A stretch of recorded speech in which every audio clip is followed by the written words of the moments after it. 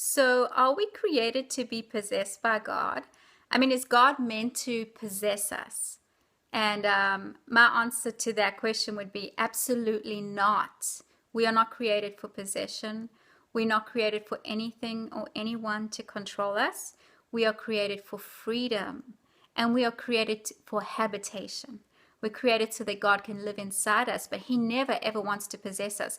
I want to talk today quickly about freedom because, do you know, freedom is the highest value in the kingdom, I believe, and I could be wrong, but it's just very much up there with God's values. And when He created us, He made us with a free will, which is huge because, do you know, it cost God so much to make us with a free will, but He wanted it so badly because He knew that without us being free, we could never be creatures of love. You know, love is a direct result of being free.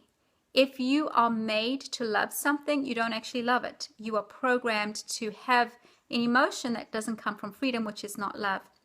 And God wanted us to be creatures of love because He is free and He is love. And He wanted us to really, truly, freely love Him and others and ourselves and life. And so He made us free, but it took Him great risk because He knew that in making us free, we could choose anything. You know, we would have the freedom to choose to love, to choose to believe, to choose any direction of our lives. So He knew that He could lose us, but He values our relationship and He values us so much that He wanted us to be free. It's kind of like, you know, who would want to be married to someone if they were made to marry us, right? We wouldn't want that. We only want to marry someone who loves us with freedom. We'd rather not get married if we have to love, if we have to be loved because someone's being made to love us. And it's exactly the same with God. We're made in His image. And so He just wants us, and He wants us to love Him, but only through freedom, because then it's not a real relationship, because He could have made us puppets.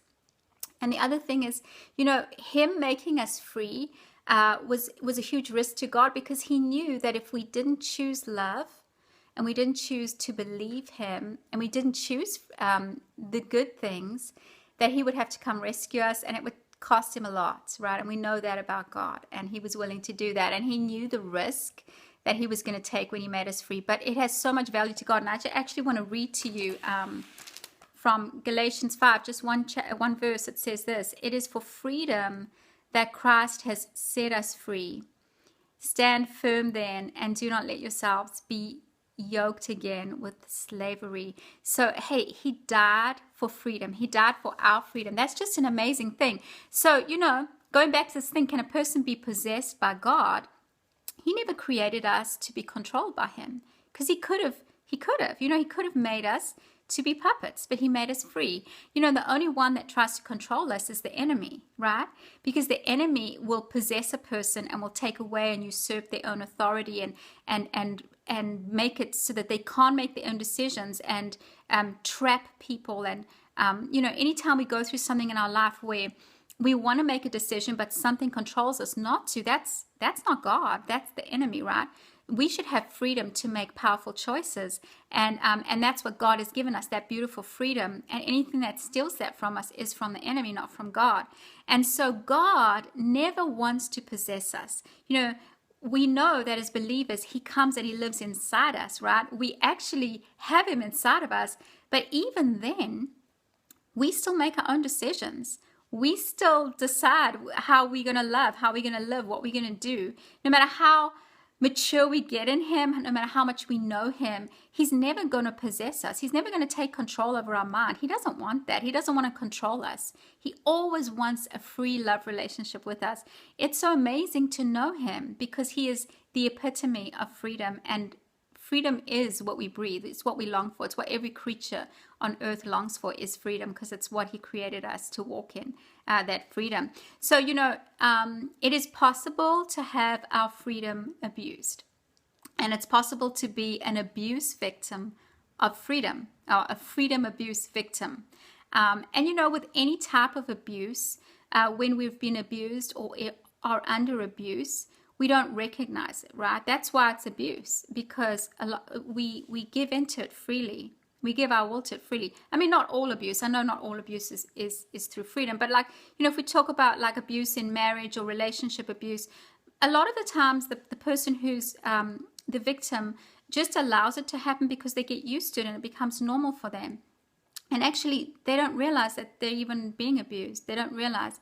And so it's the same with freedom. It's like if your freedom has been abused over and over again, and you don't know how to think for yourself, and you don't know how to make your own choices, and you don't trust the inner compass that God has put inside of you, then your freedom has been abused. And sometimes there's sometimes just like a spiritual abuse. It could just be your thinking has just given way to that type of abuse through voices, and sometimes it's voices from inside, it's memories.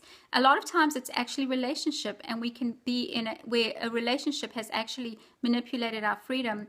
It could even be in a sphere, in an atmosphere that you work in or live in, where freedom has just been manipulated and abused. And so there's so many ways, but I just want to encourage you to test and make sure that you're not walking in any type of freedom abuse, because if you are not going to be living to the fullest that God created you to. And so the way that we test it is always by the fruits, right? Anything we want to test, we test it by the fruits.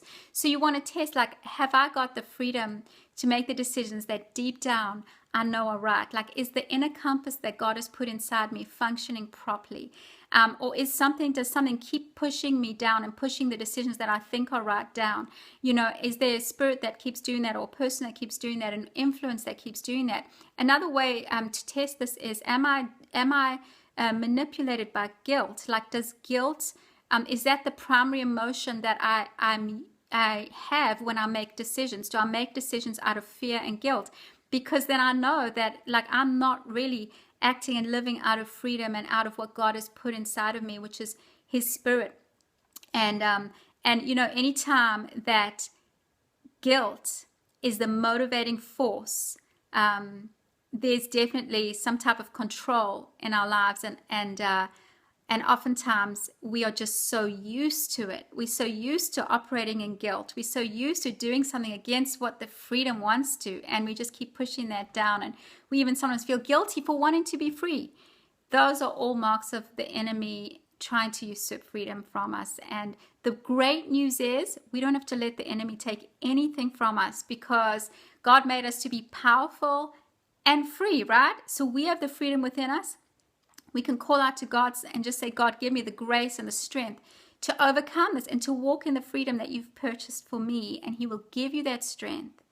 So I'm just going to pray for you quickly, actually. So Father, I just ask you that if there's anyone that is struggling with this abuse of freedom and just not knowing how to step into the next level of freedom, that you, by your power, would just switch the light on and make them free, so that freedom will rule their lives. God bless you. Bye-bye.